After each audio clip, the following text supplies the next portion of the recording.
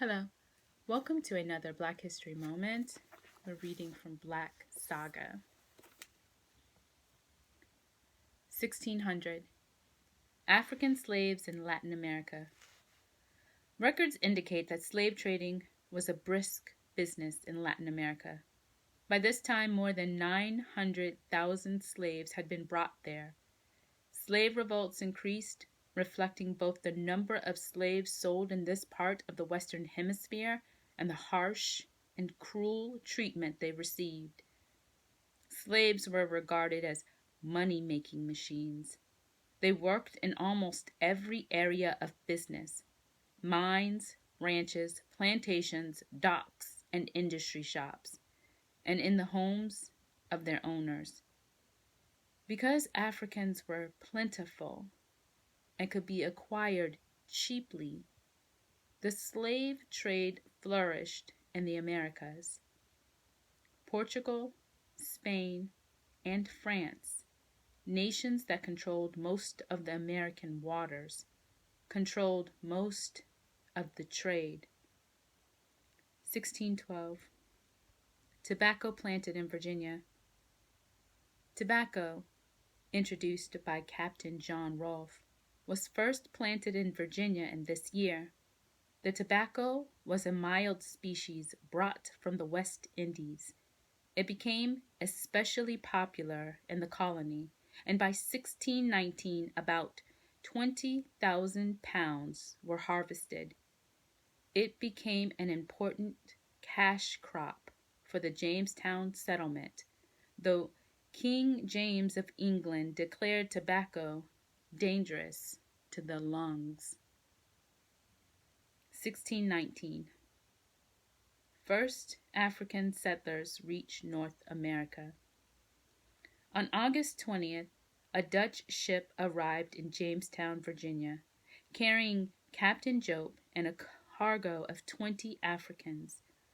Though no one really knows why the ship anchored off Jamestown, it is believed that the captain needed food, in exchange for which he offered his cargo of Africans. When the deal was consummated, Antony, Isabella, and 18 other Africans disembarked. Although they were not the first Africans to arrive in North America, they were the first African settlers, regarded as indentured servants rather than slaves.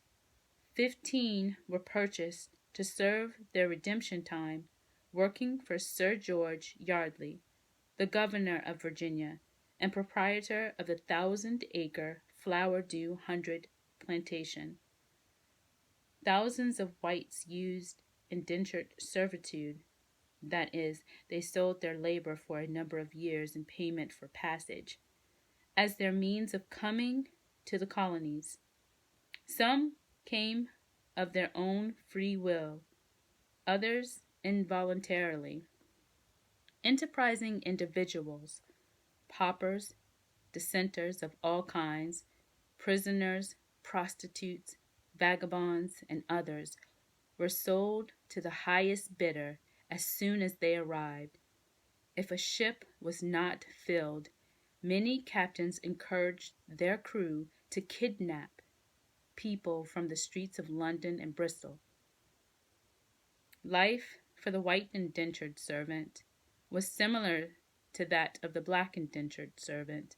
They worked side by side as they planted, weeded, suckered, cut tobacco, or cleared forest, and were allowed to cultivate small private gardens. Africans captured by other Africans and sold to white slave traders, who in turn sold them to the highest bidder in Virginia, became part of the social structure of the colony. For about 40 years, black settlers purchased and sold land, voted in elections, testified in court, and moved about without restrictions. In fact, some of the early black settlers who survived their indentured servitude purchased the services of other blacks and some even purchased the services of white indentured servants. This social structure began to break down as more and more Africans entered the colonies and as slaving became profitable for both the slave trader and the slave owner. Thank you for listening to this Black History Moment.